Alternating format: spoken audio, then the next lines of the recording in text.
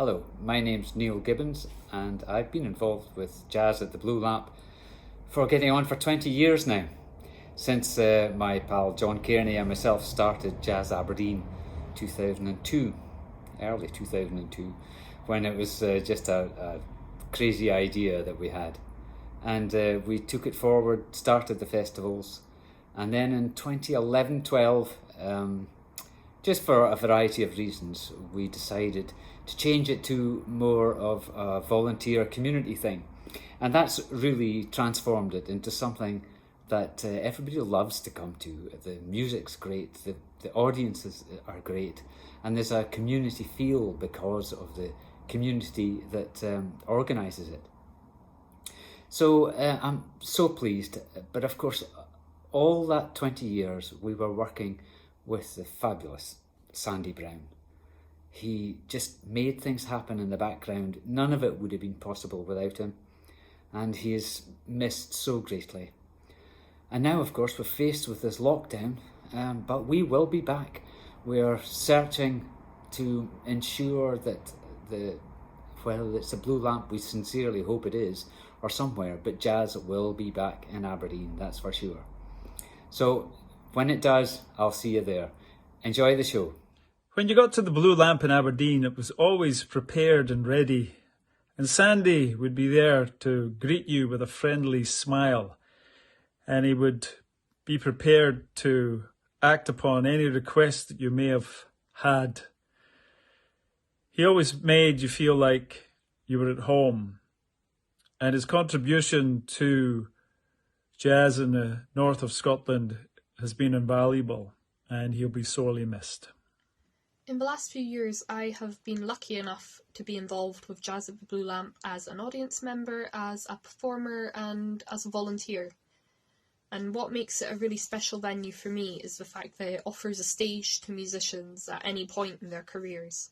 So you have professionals coming up for the Aberdeen Jazz Festival, you have local up-and-coming groups, you have university ensembles, you have the Jazz at the Blue Lamp Community Big Band, you have younger musicians benefiting from projects such as the Aberdeen Youth Jazz Celebration. And what's really interesting to me is I think that everyone who plays there truly does appreciate just how remarkable a venue it is.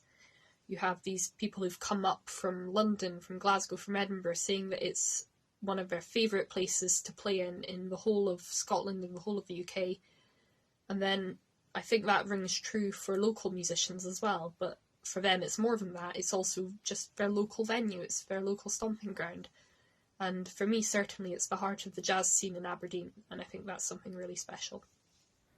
Sandy, so important to my life in music and playing gigs. I mean, I started to play in the Blue Lamp years ago. I mean, 20-something years ago, I started playing, and Sandy never changed. He was always just a great guy, super encouraging, always like wondering what you're up to, and just making you feel welcome and doing everything you could to make it possible for you to play music. He would, if you never had a gig and Sandy knew about that, he would make it possible for you to do a gig. For so many people, you just think about how much he did for the Aberdeen music scene, and it's astounding. And for the national music scene, it's pretty astounding. What he facilitated in the Blue Lamp, which is like a mecca for music. So many great gigs there. I've seen so many great gigs there, played so many great gigs there, got so many great memories of there, and so many great memories of Sandy Brown. I love him with all my heart, and I'm going to miss him forever.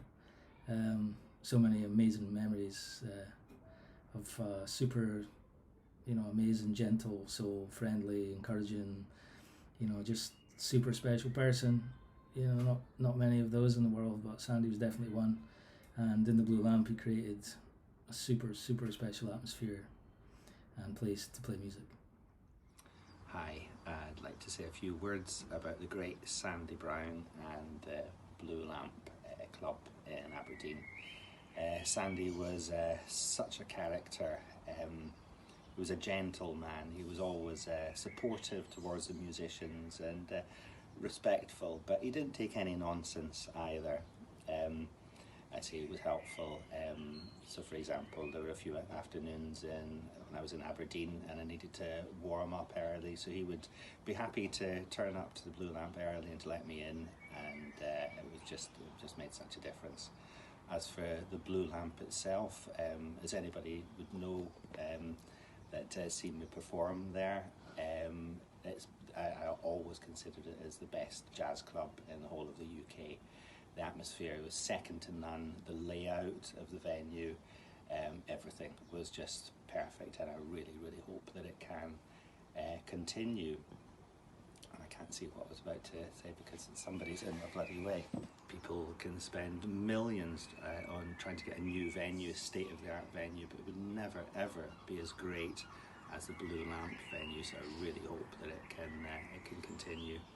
And back to Sandy Brown, at the end of every gig I would always go up to him and say, "Oh, I'm really sorry for we played so long," because you know as jazz musicians are like, and Sandy would always laugh at me and go, tell me, "As far as I'm concerned, son, you could have played all night."